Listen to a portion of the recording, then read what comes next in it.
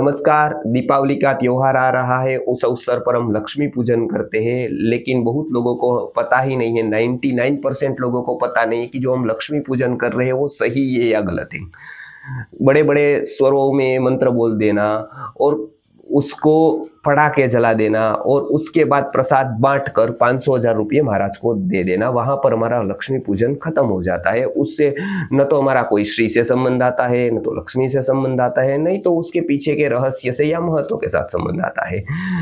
हम नहीं जानते हैं कि यहाँ पर ये गंगा आते आते कलकत्ता में आ गई, गंगा सागर से मिल गई तो वो दूषित हो गई है, बहुत सारे केमिकल्स मिल गए हैं। लेकिन यदि उसके रहस्यार्थ को, ओरिजिनल उसके फॉर्म को जानना है तो हमको जाना पड़ेगा ऋषियों के पास, हमको जाना पड़ेगा वेद के पास। तो ये परंपरा कहाँ से शुरू हुई और इसका क्या महत्व है, श्री पूजन कैसे करना है और इसका क्या महत्व है, ऋषि का इसमें क्या कहना है, वो हम अभी बात बताते हैं। हालांकि ये कंट्रोवर्सी ऐसी चल रही है कि जो लोग न समझे हुए कुछ ना कुछ तरीके से पूजन कर रहे हैं और वो उसको तो समझ नहीं है, वो अर्थ भी नहीं जानते हैं, उसके पीछे का भावार्थ भी नहीं जानते हैं और उसको देखकर एक कमेंट करने लगते हैं लोग कि ऐसे कैसे हो जाएगा, आपके पास कैसे लक्ष्मी आ जाएगी, यदि ऐसा होता तो अमेरिका आपके पास कोई लक्ष्मी पूजन नहीं है, वहां तो लक्ष्मी ही लक्ष्मी है। तो करने वाला भी नहीं जानता है और जो कमेंट करता है उसके ऊपर उसका खंडन करता है वो भी रहस्य को नहीं जानता है, ये दोनों अज्ञानी है। तो संस्कृत आर्य गुरुकुलम जैसे हर एक बात में अपना एक स्टैंड रखता है, अपना एक मत रखता है, नहीं अपना एक सत्य रखता है और जो शास्त्रों से जुड़ा हुआ होता है। तो ऐसा ही आज सत्य प्रतिपादन हम करेंगे, वो है वैदिक श्री पूजन का, वैदिक लक्ष्मी पूजन का। ये मैं आपको बताता हूँ कि वैदिक लक्ष्मी पूजन और श्री पूजन क्या है और घर पे ऐसे हम कैसे इसको कर सकते हैं और जहाँ जहाँ पर हमारा व्यवसाय है, हमारा कुछ भी है, हमारा स्थान है कोई भी, वहाँ पर भी हम श्री पूजन के द्वारा कैसे अपने आप को श्री के लिए पात्र को तैयार कर सकते हैं। तो सर्वप्रथम हम देखते हैं श्री पूजन की शुरुआत और श्री का महत्व और उसके पीछे का रहस्य क्या था।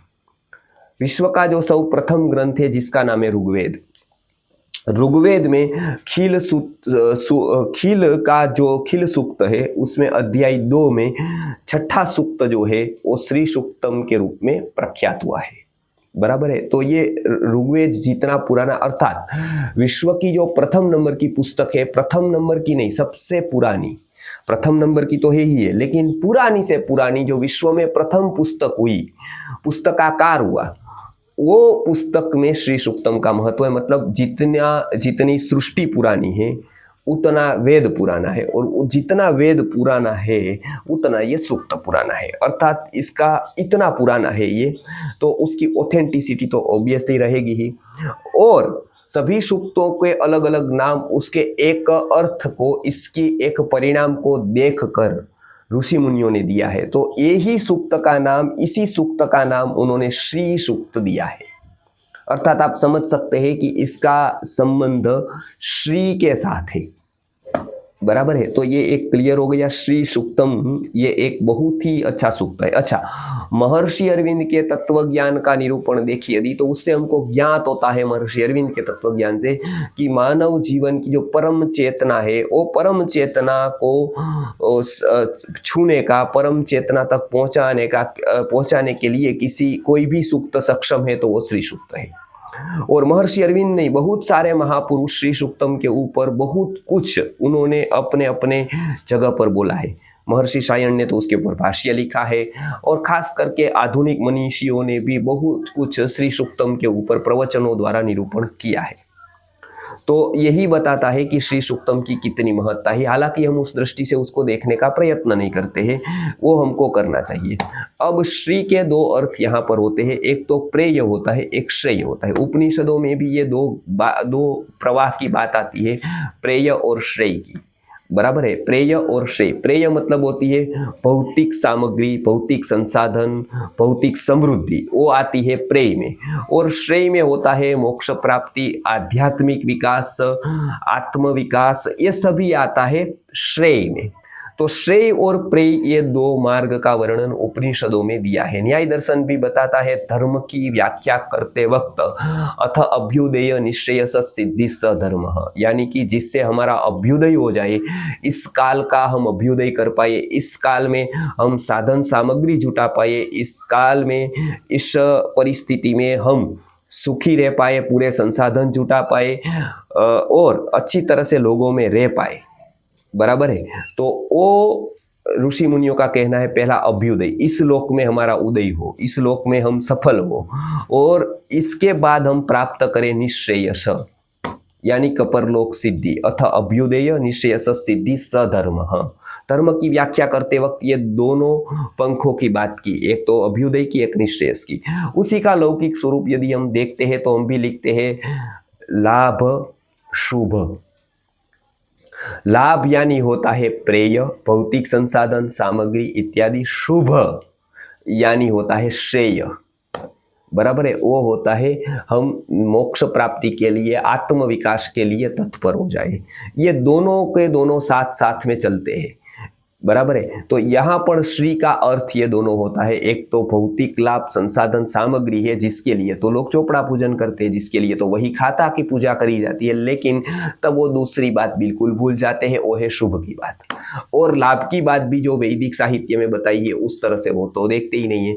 और हाँ, ऋषि मुनियों ने ये श्री का सर्वप्रथम उद्घोष किया, ये श्री को प्रथम जाना, और लोगों के मन में एक ऋषि के प्रति भ्रांति है कि ऋषि है वो निर्धन है, ऋषि पैसों को छूता नहीं है, ऋषि पैसे से भागता है, ऋषि और पैसे को कोई लेना देना नहीं है, ऋषि और पैसों का कोई संबंध नहीं है, ऋषि श्री की कोई बात नहीं करता है, ऋषि तो सुदामा जैसा होता है, फक्कड़ होता है, और वो कुछ भी नहीं, जंगल के कंदमूल फल फूल वनस्पति खाकर रहता है, उससे न तो कोई पैसों से संबंध है न तो कोई भौतिकता से संबंध है। तो ये आपकी गलतफहमी है, ऋषि ऐसा नहीं है। ये हो सकता है कोई तपस्वी की बात हो सकता है कोई संसार छोड़कर गए हुए सन्यासी की बात हो, लेकिन ये ऋषि के ऊपर 100% ये गलत है। ऋषि यानी इस संसार में रहकर जो संसार के परे तत्व की अनुभूति करता है, इतना ही नहीं, ये परे तत्व की अनुभूति करके संसार को सुखी रखने के लिए, संसार में संस्कार को भरने के लिए जो व्यवस्था को बिठाता है, और सामान्य से सामान्य लोगों की जरूरतें कैसे पूरी हो, उसके प्रॉब्लम कैसे सोल्व हो, और उसमें वैल्यू एडिशन कैसे हो, ये 3 बातें जो करता है, तीनों 3 बातें को जो न्याय दे पाता है, जरूरत की पूर्ति, प्रॉब्लम का सॉल्यूशन, और तीसरा वैल्यू का एडिशन, ये तीनों का तीनों जो काम करता है उसको भारतीय संस्कृति में ऋषि कहा गया है। इसके लिए वो तीनों योगों को अपनाता है, वो कर्म योग को अपनाता है, वो ज्ञान योग को अपनाता है, और भक्ति योग को भी अपनाता है। तो ये ऐसे ऋषि मुनियों ने हमको श्री सूक्तम दिया है, जिसमें श्री की, और मतलब श्री की तो बात आई है, और ओ श्री के अर्थ करते वक्त उसमें लाभ की भी बात आई है और शुभ की भी बात आई है। तो ये लाभ और शुभ प्राप्ति करने के लिए, मतलब प्रेय की प्राप्ति, भौतिक सुख समृद्धि से हम समृद्ध बने, हमारे कोई ऐसे प्रॉब्लम हो जो हमको विकसित न होने देते हो, हमको सफल न होने देते हो, ऐसे प्रॉब्लम से हम छुटकारा पाए, और खास करके हम आत्म विकास की ओर अग्रसर बढ़े, हमारे में वैल्यू हो, हम वैल्यू की वैल्यू करना जाने, हम चारित्र के पूजक हो, हम ज्ञान के प्रति आस्था रखें, हम ज्ञान का आकर्षण रखें। तो इसके लिए ये पूरा का पूरा सूक्त बनाया गया है, जिसका नाम है श्री सूक्त। और श्री सूक्त का विधिवत जाप, विधिवत पूजन करने से ये सारे के सारे फल प्राप्त होते हैं। इसमें कोई संशय का कारण ही नहीं है, क्योंकि ऋषि मुनियों का ये अनुभूति का विषय है। ऋषि मुनि यद्यपि वहां रहते थे, लेकिन उसको श्री सहज थी, वो इतना बड़ा काम कर सकते थे। इसका एक कारण ये था कि वो श्री के स्वभाव को जानते थे, और जहां समय लगे वो श्री को पा भी सकते थे। ऐसे वो दुर्बल नहीं थे कि श्री को प्राप्त न कर सके, लेकिन वो श्री के भौतिक संसाधन के परिग्रही नहीं थे। उसकी एक विशाल दृष्टि थी, उसकी एक व्यापक दृष्टि थी, उसकी सुख की व्याख्या यो वै भूमा तत्सुखम वाली थी, जो व्यापक हो जाता है वो सुखी हो ही जाता है। तो इसमें उन्होंने अपना कम सोचा है, पूरे समाज का, पूरे परमात्मा की व्यापक चेतना के स्तर पर उन्होंने सोचा है। इसके लिए श्री सूक्तम को जो गाया, श्री सूक्तम को समझाया, श्री सूक्तम की व्याख्या की, तो ये ऋषि मुनियों ने की है। और ये यदि आप आज दीपावली के दिन से लेकर ज्ञान पंचमी तक के जो 5 दिन ये आराधना उपासना करेंगे तो आपके जीवन में भी ये तीनों बातें आ सकती है। ये तीनों बातें आने की शुरुआत तो कम से कम हो सकती है।